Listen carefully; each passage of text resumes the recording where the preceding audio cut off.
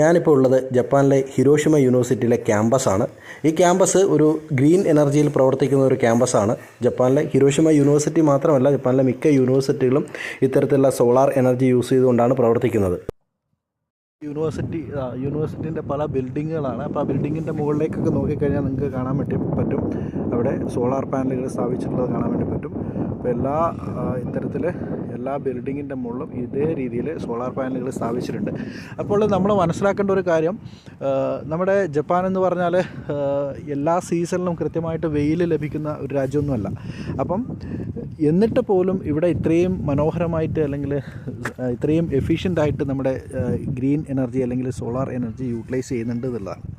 അപ്പോൾ നമ്മുടെ ഒരു ട്രോപ്പിക്കൽ കൺട്രി ആയിട്ടുള്ള ഇന്ത്യ പോലുള്ള രാജ്യങ്ങളിൽ, പ്രത്യേകിച്ചും നമ്മുടെ സൗത്ത് ഇന്ത്യയിൽ കേരളം പോലെയുള്ള സ്ഥലങ്ങളിൽ, കേരളം, തമിഴ്നാട്, ആന്ധ്രാപ്രദേശ് പോലെയുള്ള സ്ഥലങ്ങളിൽ നമുക്ക് വളരെ ഫലപ്രദമായ രീതിയിൽ ഇത്തരത്തിലുള്ള സോളാർ പദ്ധതികൾ മുന്നോട്ട് കൊണ്ടുപോകാൻ വേണ്ടി കഴിയും എന്നുള്ളതാണ് മനസ്സിലാക്കാൻ വേണ്ടി കഴിയുന്നത്. കാരണം ഇവിടെ നമുക്ക് കൃത്യമായിട്ട് ജപ്പാൻ്റെ കേസിലാണെങ്കിൽ സൺലൈറ്റ് ചില സീസണിൽ സൺലൈറ്റ് വളരെ കുറവായിരിക്കും. പ്രത്യേകിച്ചും ഈ നമ്മുടെ മഴക്കാലത്തിനേക്കാളും കൂടുതൽ ഇവിടെ മഴയുണ്ട്, അതേപോലെ തന്നെ മഞ്ഞ് വീഴ്ചകളൊക്കെ ഉണ്ട്. അപ്പം അതിലൊക്കെ ഉപരി അവരാ കിട്ടുന്നത് മനോഹരമായിട്ട് യൂട്ടിലൈസ് ചെയ്യുന്നുണ്ടെന്നുള്ളതാണ്. അപ്പം ചില സമയങ്ങളിലൊക്കെ മഞ്ഞ് വീഴ്ചയുള്ള സമയങ്ങളിലൊക്കെ സോളാർ പാനലുകൾ മുഴുവനും ഇതേപോലെ മഞ്ഞ് വീണ് മൂടിക്കിടക്കുന്നതായിട്ട് നമുക്ക് കാണാൻ വേണ്ടി കഴിയും.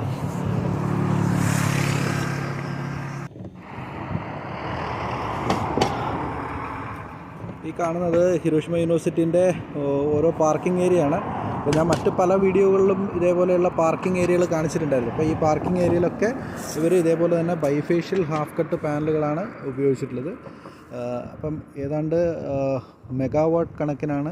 അതായത് യൂണിവേഴ്സിറ്റി മൊത്തമായിട്ട് പ്രവർത്തിക്കാനുള്ള അതായത് യൂണിവേഴ്സിറ്റിയിൽ ഒരുപാട് ഹെവി ലോഡ് വർക്ക് ചെയ്യുന്ന ഇൻസ്ട്രുമെൻറ്റും കാര്യങ്ങളൊക്കെ ഉണ്ട്. ആ ഇൻസ്ട്രുമെൻ്റൊക്കെ ഈ ഒരു ഇത്തരത്തിലുള്ള സോളാർ ഉപയോഗിച്ചിട്ടാണ് പ്രവർത്തിക്കുന്നത്.